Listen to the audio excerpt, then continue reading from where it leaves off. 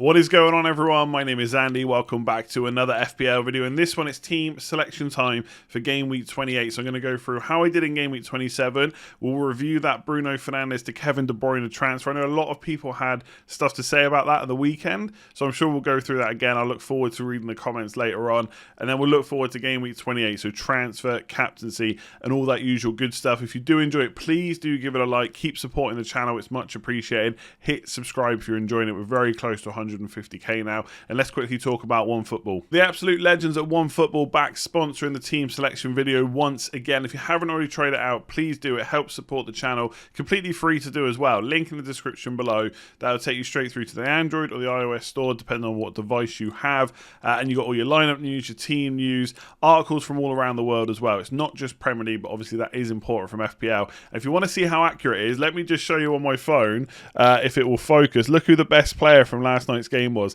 Kevin De Bruyne. Absolutely accurate. So if you want to give it a go, download it. Link in the description below. Completely free. Give it a go and see what you think. Okay, so let's talk about game week 27. A pretty good week in the end. I didn't necessarily think that at the weekend. We'll talk about that in a minute. So I got 82 points with a 4-point hit. That 4-point hit was, of course, if you watch the deadline stream, you'll know it was Fernandes and Stones out for De Bruyne and Rudiger. I'll talk about that in just a second. 638th overall now. So I was 799th last week, I think it was. So a pretty nice green arrow. What's really interesting, or at least interesting to me, I tweeted this out. From game week 21, I was only 41 places lower than this. So since game week 21 to 27, I've only gained 41 places in overall rank, because obviously I haven't just got green arrows. I've had some red arrows along the way, and I've had to claw those points back.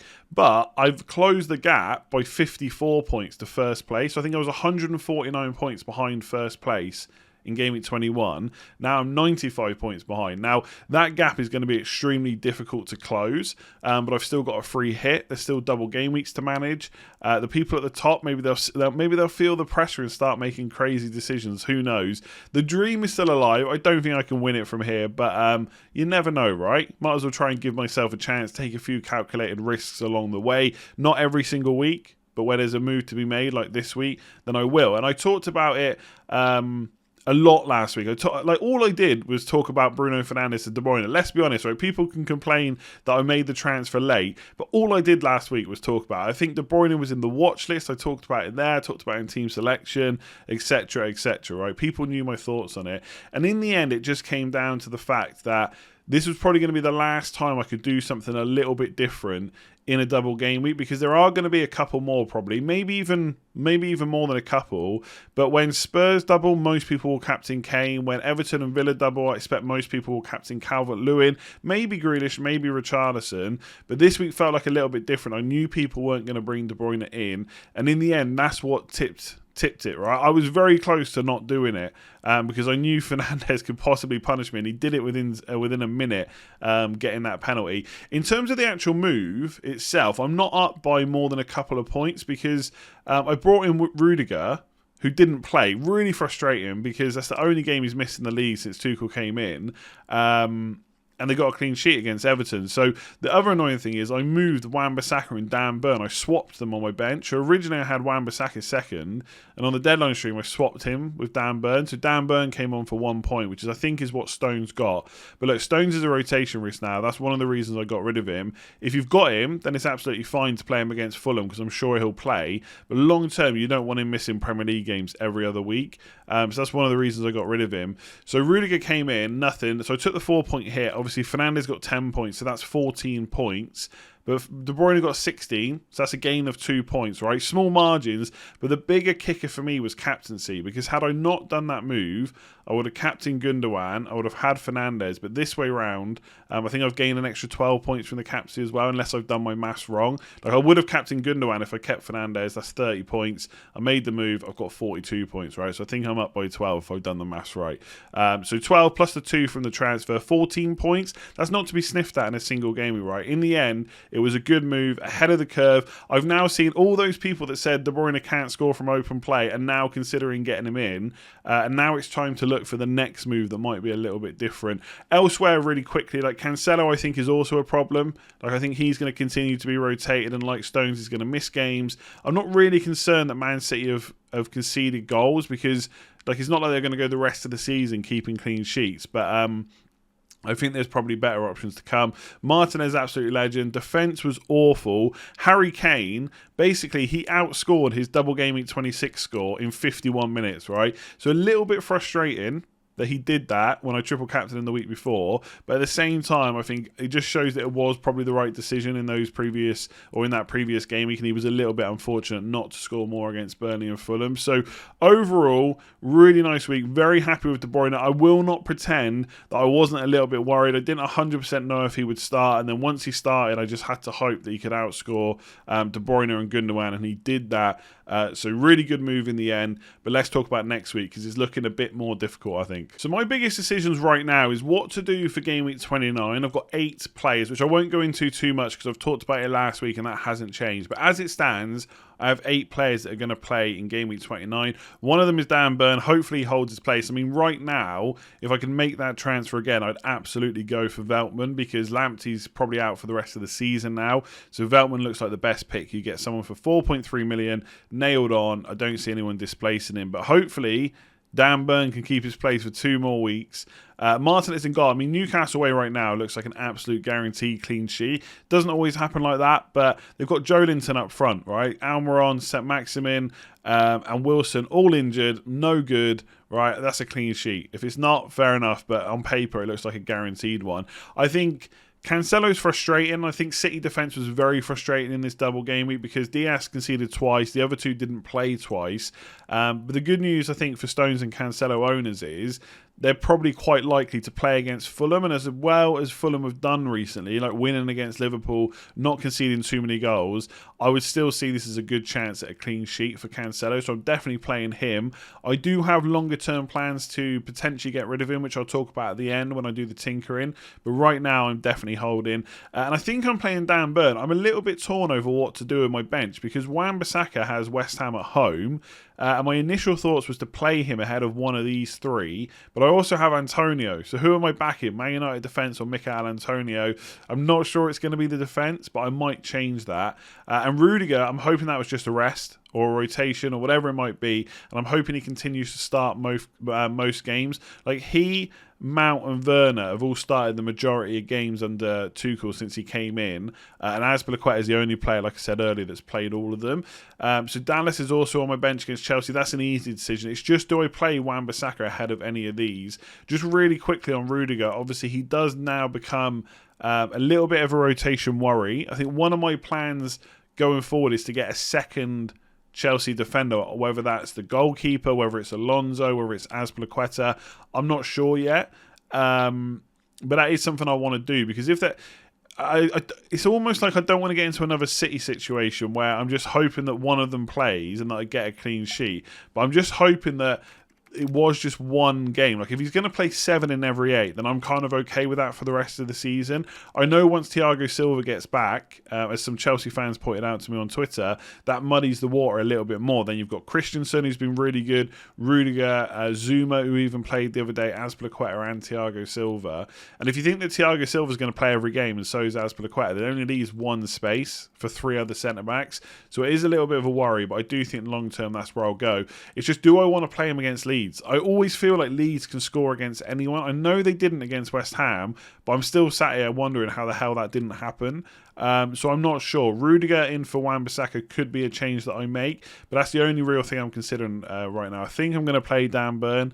But yeah, defence is looking okay long term. Burn after game week 29 is probably just going to be bench fodder most weeks.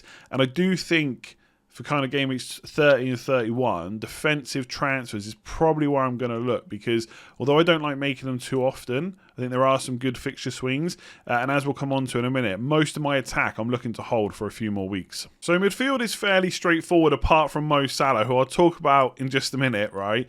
So Son is playing in game week 29, Newcastle in game week 30. Said this a million times, not going anywhere.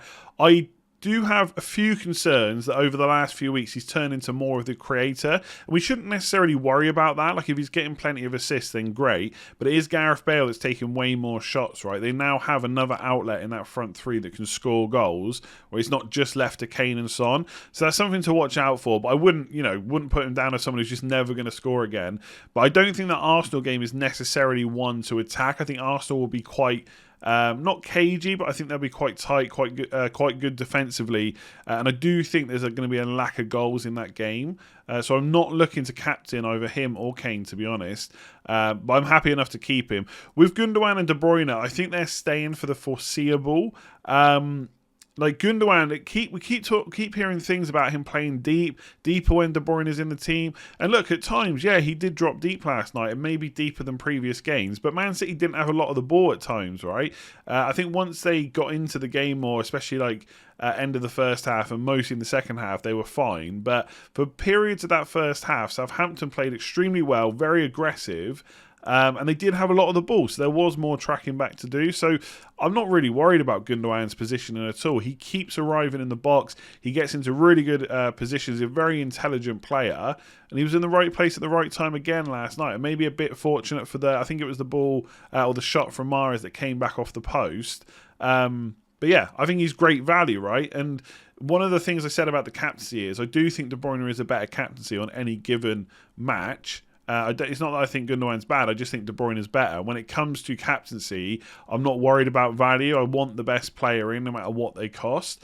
But for Gundogan, I just don't really see a reason to get rid of him versus Fulham. I know the comments will be that Fulham have been defensively good recently. I fully get that. But what I find in the FPL community is people always back the defence. They never back the attack. It's always, look how many few shots they've conceded. Look how many expected goals conceded. It's really, really low. They're hardly conceding goals. I fully get that, right? Fulham is not a walkover defence, okay? I fully get that. But Man City, you never hear Man City have got the best XG. Man City have had the most shots in the box. Man City have scored loads of goals. They're the best attack in the league. Fulham will be good, I'm sure. I'm just expecting Man City to be better, which is why Kevin De Bruyne is my captain. And this isn't a reaction. I've really tried this year to get my captaincies mostly locked in place in advance, apart from when there's injuries and stuff like that.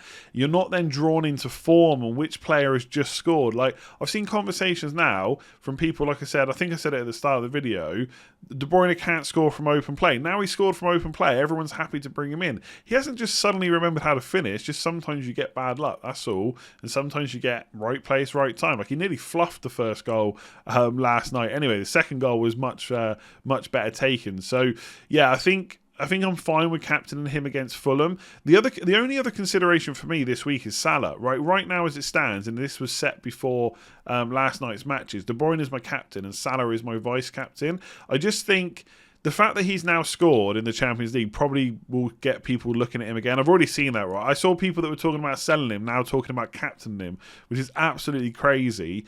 But he has scored in the Champions League, so obviously people are looking at that. But he is a consideration because he is going to be a bit of a differential captain. I think a lot of people will default to Fernandes this week for West Ham at home, which is fine, right? It's not a bad choice at all given how many points he's scored this year. But for me, I talked about potentially reversing that transfer early in the week. I said I probably wouldn't do it. I think I just keep Salah and just double down now. And I just don't see when I'm going to captain Fernandes for most of the rest of the season. I think there's just better options in most weeks. So I'm probably going to continue to go without him for now. And yeah, Gundogan and De Bruyne are definitely staying. And De Bruyne is currently my captain. I might switch to Salah really quickly on whether to sell Salah. I just don't think I'm going to do it, right? The one time it will become a little bit of a decision to make is in game week 29, right? Because I have Gareth Bale. People will have tripled up on Spurs, especially those on free hit. And I won't have Gareth Bale. And they play Newcastle, like I said, in game week 30. So he is a consideration. But I don't have my wild card. And I just look at the fixtures for Liverpool's running. They are so good, right? As it stands right now, I just talked about locking in my captaincy early. I don't care about Salah's form. I don't care that he's blanked, like 9 times out of 13 or something like that. In game week 32, he plays Leeds. I want to captain him in that game week. And I don't really see another player that I would captain instead. There might be other options that are good, But for me, Salah versus Leeds is exactly where I want to be. So, yes, it's kind of what we've got to get through 28, 29, 30, and 31. Another 4 weeks. But I'm not worried about 29 because he blanks and so does Fernandes. This week it's Wolves. I just don't see the point in making a sideways move back to Fernandes. So that's already 2 weeks out of the 4 gone. One of the games he plays is, I think it's Arsenal and then Villa. So I think Villa could be fairly open. They're a pretty good defensive team, but we saw what the match was like in the reverse fixture, 7-2 to Villa. Maybe it'll be the opposite for Liverpool, who knows. But Mo Salah is not going anywhere, and the main reason is I want him for the run-in, and I just don't think it's worth a transfer to get him out and then back in. I might change my mind for Game Week 29 because getting Bale in for 2 weeks and then switching back to Salah is an option. But right now, I'm more likely to add a Liverpool player in Jota than I am to take away Salah away. And as it stands, De Bruyne definitely capped him. So with the forwards, I'm currently playing Antonio, Bamford and Kane. Obviously, Antonio and Bamford don't have the greatest fixtures this week, but on my bench, right, I pretty much played both of them ahead of Wan-Bissaka and Dallas, so that's not really a consideration for me. The only consideration, like I said earlier, is Wan-Bissaka versus Rudiger versus Dan Burn, right? But in terms of attack, do I play Rafinha or do I play Bamford? That's something to think about. I just think I'm probably going to play Antonio. I think West Ham will give Man United problems, although Lingard can't play, so that might be a little bit of a worry. But they have got other players that can come in, and they did perfectly well without Lingard earlier in the season as well. So I'm probably going to play Antonio, and I'm definitely playing Kane. A lot of people will ask me about Kane captain this week, I'm sure. I just think, as I said earlier, that game is possibly going to be low scoring. I know Kane's got a great record in derbies against Arsenal, but to be honest, I don't pay attention to that at all. I know there's probably something that kind of helps players, right? Deep down, Kane is a goal scorer. That's all he wants to do. He'll know his records, right? He just strikes me as that kind of player that will know his records against each team. He'll know that it's great to score against Arsenal because he plays for Spurs and that he's also got a good record. But what does that actually change in the game? Does that make him shoot more? Possibly, right? I've not gone back for all his games against Arsenal to see whether he has an increase in the amount of shots, right? But I just don't feel... I just don't want to captain him for that game. I just think it could be low scoring. If they score, I'm sure he'll be involved, but it's how many is he going to get? And I just think De Bruyne against Fulham, or even Salah against Wolves, are just higher up my list this week. Kane is third, no doubt about it, but I'm probably not going to be swayed to put the captain's armband on him, to be honest. And then in terms of strikers, I'm fully aware about Bamford. He was frustrating in that Villa match. That West Ham match. He should have scored more. He definitely should have had at least one goal. He had a couple of really good chances, and I benched him last week, so I felt extremely fortunate to get away with that because I probably should have been punished. And I did play Rafinha, so I guess what's changed too much. Originally, I was going to play Bamford last week anyway. I just think he's on penalties, and that's probably why I will back him this week. But I don't particularly like benching Rafinha. I could play him instead of Antonio. It just depends what I think about Man United versus Chelsea. And I think right now, Chelsea defence is just better. And I think Leeds will... Struggle is probably not the right word, but it won't be... It's definitely not going to be easy for them. It's not easy for anyone playing Chelsea right now. So that's the team as it stands. I don't think I'm going to make a transfer. My current plan is to roll a transfer into Game Week 29 and then only use one transfer in that week to get another blank player, and I'm probably going to roll the other one, right? I've got 8 players right now. I'm probably going to go into that with just 9 and actually roll a transfer, which sounds weird, but let me explain a bit more on the transfer page why that is. Okay, so this is just a standard FPL page just to show you really quickly. So as I said, De Bruyne captain, Salah vice is currently where I'm at, with Wan-Bissaka just ahead of Dallas, Rafinha first bench. Now, quickly having a look at this, right, just to go through my Game Week 29 players again. So Martinez, Burn, that's 2, Son 3, Antonio, Bamford and Kane, another 3, so that's 6, and then Dallas and Rafinha on the bench is 8, okay? I've got them. People that free hit will maybe have more interesting options, Aubameyang and players like that, but I'm not too bothered. I don't think using a free hit for Aubameyang is necessarily... I wouldn't say it's not the wrong call. That's not, I'm just not particularly worried about it because they play West Ham anyway. I think that's the thing this week. In that week, the Leeds play Fulham, playing quite well defensively. Arsenal playing West Ham. West Ham are playing Arsenal. Both teams can be defensively solid. And then Villa and Spurs as well. I'm just not sure. There's a huge amount of goals in it. I don't know. Maybe for Spurs possibly, but I already own 2 Spurs players anyway. So I've got 8 players. The most I can have is 11. There's no way I'm going to 11. The only players I really want, to be honest, is Gareth Bale, and I would have to swap out Salah or De Bruyne to do that, and I'm probably not going to do that, right? So if I'm rolling this week, I have to use a transfer. I don't have to use a transfer next week, but I definitely will.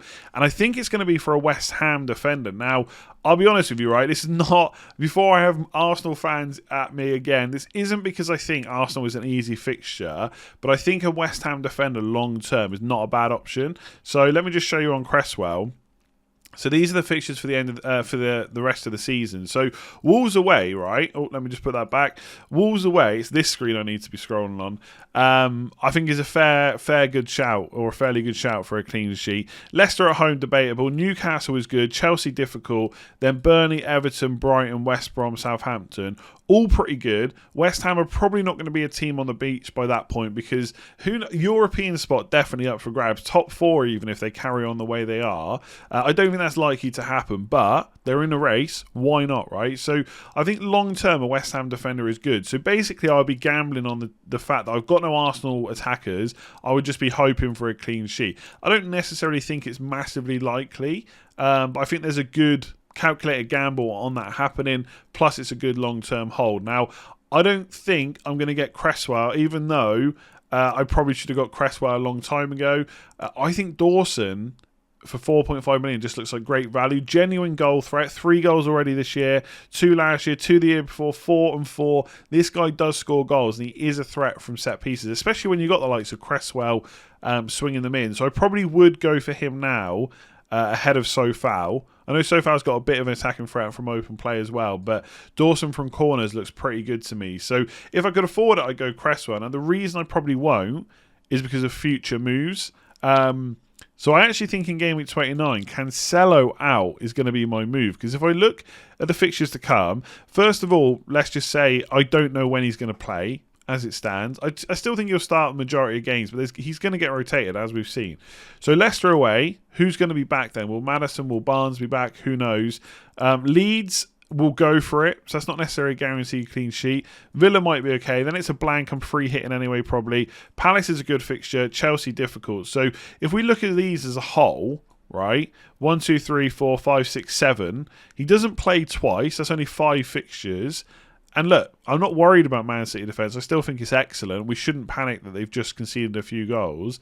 But I don't think he's going to be a long-term hold for me. So he'll probably go for Dawson, which leaves me 1.6 million. And then Wan-Bissaka, potentially going to go. I don't know if for definite, because I think Man United have got some okay fixtures for clean sheets. Brighton, Burnley, potentially. But outside of that, not great. So I actually think I'm going to go for another Chelsea defender.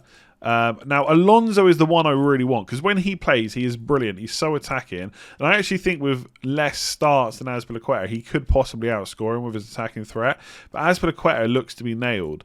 So I would do that, 1.3 million. And then potentially in the future, that lets me do Rafinha up to Jota. Now, look, I'm not bothered about how Liverpool have played so far. I just think Jota's going to be potentially really good value again. And I'm not looking to do this like next week or anything. This is just thinking ahead.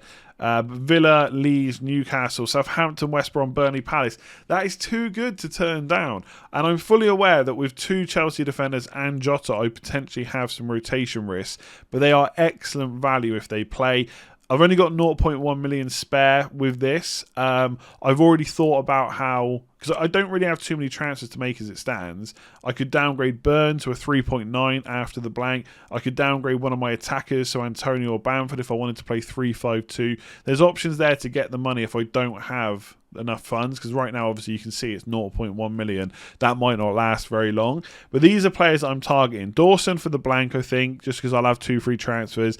Azpilicueta and Jota, maybe a switch from Martinez to Mendy. That would be a Chelsea triple up, but the fixtures are just that good.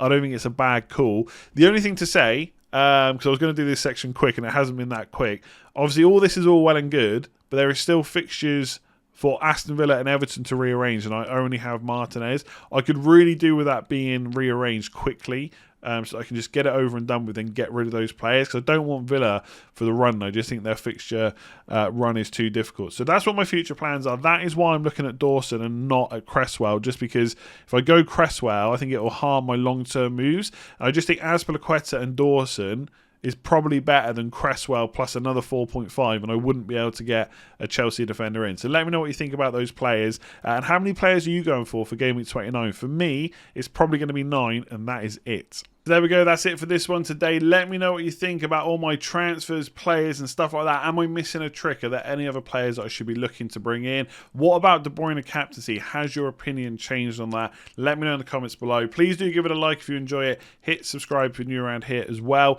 And if you want to support me a little bit further on Patreon, you can do. Link in the description below. Loads of people have already signed up. There's Slack access, WhatsApp access. There's a few more slots open for that as well now. Team reveals once they're made, once I've made my decisions and stuff like that. Sometimes it's late, I will say, but hopefully I'll get that out there earlier most weeks anyway. So if you want to check that out, and if you want to generally just support me a bit further, link in the description below. Everyone that signs up goes up on the Legends Wall, so thank you very much to everyone that already has. It's much appreciated, but obviously not something you absolutely have to do. And Mario M, thank you, and big shout out for signing up since the last video as well. I'll leave it there. Please do give the video a like, hit subscribe if you're new around here as well. Captaincy video tomorrow as well as a deadline stream. Hopefully it'll be a bit of a longer deadline stream, at least an hour, probably longer, so make sure to check that out, hit the notification bell, and I'll catch you again tomorrow.